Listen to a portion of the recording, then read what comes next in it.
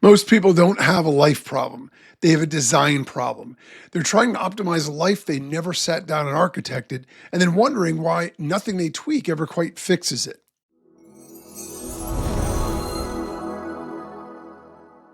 I'm Brett Ingram, and welcome to optYOUmize. For most of my adult life, I did exactly what the productivity world told me to do. I built businesses, I optimized routines, I tracked metrics. By every measure I was taught to care about, I was winning. And somewhere in the middle of it all, I started to notice the gap between the life I was building and how that life actually felt to live. That gap had a name, even if I didn't know it yet. I'd been optimizing without ever designing. That's what life architecture is meant to fix. Life architecture is the practice of starting with what matters and building everything else around it. It's the work of stepping back from execution long enough to ask the questions productivity culture skips. What do I actually value? What does a good life look like for me? Not the version of me my career or my family or the algorithm wants me to be. And what would the structure of that life have to look like for it to be possible? Optimization without architecture just makes you better at someone else's blueprint. Architecture is what gives optimization a direction worth pointing at. optYOUmize starts from a different premise than the rest of the self-improvement world. You're not a machine to be tuned.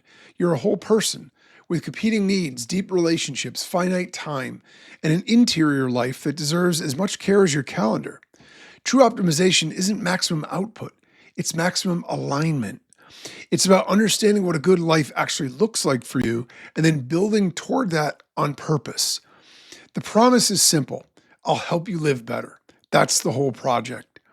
The framework is built around 7 domains of a well-lived life: mind, body, purpose, relationships, money, time, and growth. They're not silos.